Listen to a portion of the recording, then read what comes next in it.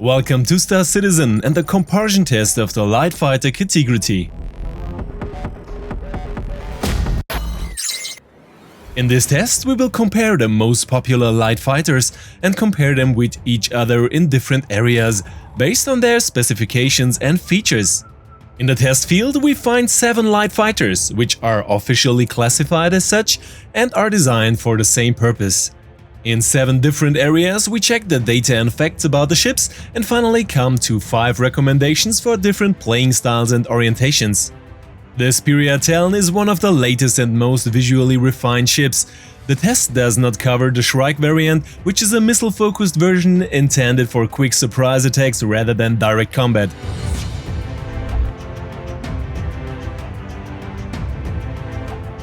The Drake Buccaneer is exceptionally well armed and remains true to the Drake philosophy: raw power without any unnecessary comfort. The Buck is one of the longer available ships and has an understandably large fan community. Here we have a good example of strong advantages but also major disadvantages.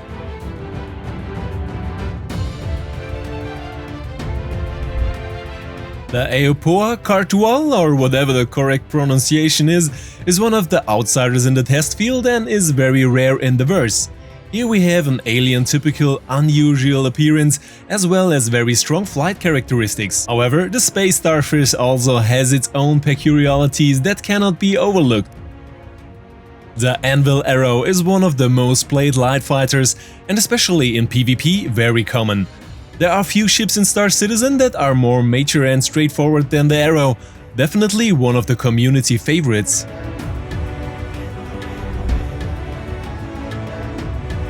Also from Anvil comes the Hawk, which has more of a niche existence but differs in many areas from the competition.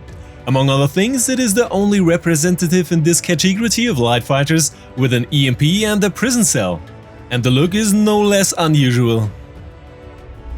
The Aegis Gladius is of course a true veteran in the verse, which plays a more than supporting role not only for the single-player expansion Squadron 42, also in PvP the Gladius can be found again and again and is the ship that gets new game elements first. Wait, what is the Miscula Tana doing in this test field? The Tana, unlike the 300 series from Origin or the Titan series from Aegis, is classified as a dedicated light fighter and therefore appropriately placed in this category. As a specialized version of an entry-level ship, the Tana brings unusual elements to this test and definitely surprised us more than once. We examine the strengths and weaknesses of the candidates in 7 different categories, purely objectively. In each of the 7 areas, we award points to the 3 winners in order to be able to express an objective conclusion and test recommendation at the end. The best placed received 3 points, the second 2 points and the third 1 point in the overall evaluation. The first and for a light fighter most relevant category is the damage potential. To be able to compare this objectively, we have always chosen a fixed loadout with attrition repeaters for the calculations. These attritions are available for every hardpoint size and offer a possibility for comparison. Details about loadout recommendations can be found in the respective ship guides or in the Discord as a link. The clear winner in this area is the Drake Buccaneer with 2700 DPS, followed by the first surprise, the Reliant Tana with almost 2500 DPS and the Hawk with 2200 DPS. All other candidates reach identical 1850 DPS. By the way, we didn't include the EMP damage of the Hawk, which is a bonus for the Hawk. No less important in combat is the speed. 2 values are important here, one is the maximum final speed and the other is the combat speed at which the ship's systems can operate within their specifications and parameters. Therefore, both values are included in the test, especially since it must be noted that a high final speed usually has a proportional effect on the combat speed of the candidates. The frontrunner, the Aopoa Cartual, the Buccaneer in second place and the Hawk just behind it, clearly set themselves apart from the competition. Only the Buccaneer has a comparatively low combat speed.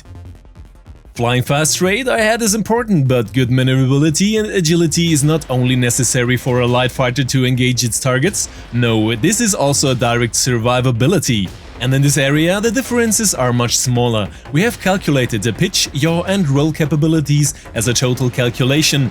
How fast the ship can move sideways, upwards and around its own axis. And since the Talon and Hawk achieve an almost identical result, both end up together in first place. The Arrow is only marginally behind in second place.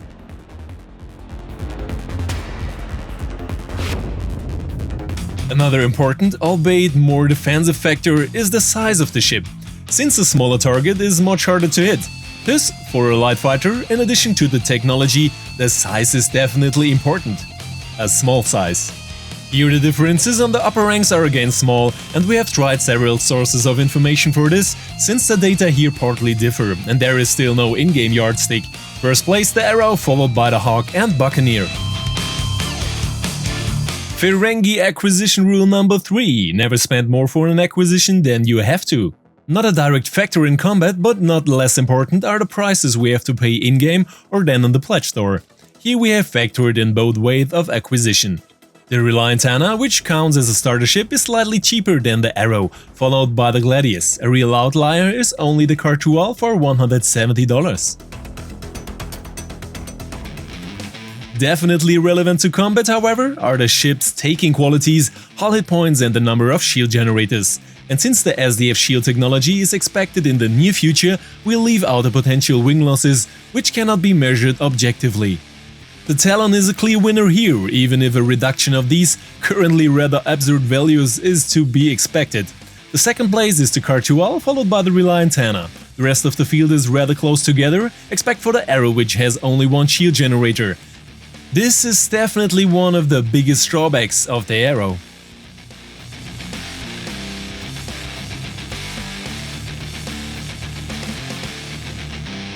The last test category again has no direct influence on combat, but on the much cited quality of life, on the comfort functions and special features that make the game easier for us, as well as open up extended possibilities and game mechanics. With a bed we can log out and log in the ship, an interior offers the possibility to fly delivery missions, and the weapon compartment gives us a bonus in FPS combat. Interior 10 is unbeatable as the only light fighter with bed, co-pilot and cargo capacity. However, the Hawk also offers some bonus features. The Gladius has a weapon bay and gets all the new mechanics mostly first. Thus we have a tie for first place, the Anvil, Hawk and Miss Reliant Anna, second place for the Arrow and third place for the Talon and Buccaneer. Our general test recommendation is the Hawk, and she has an EMP as a bonus. The pure DPS recommendation is the Buccaneer, and the clear price performance winner, with which you can fight far more than just PvE battles, the Reliant Anna. For PvP, the Arrow is clear recommendation and a solid all-rounder, which can be found in every area in the midfield we have with the Gladius.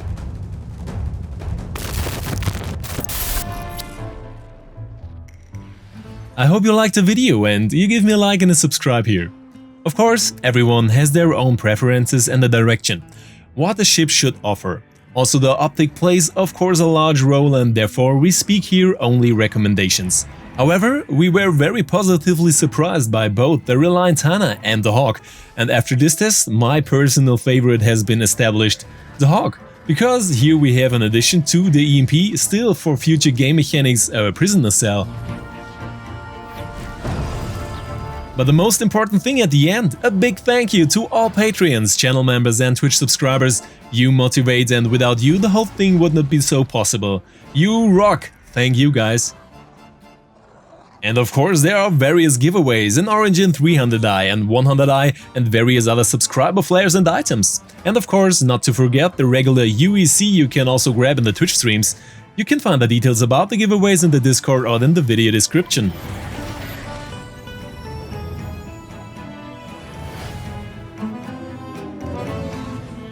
I hope to see you soon. Until next time, I say goodbye, and as always, see you in the verse.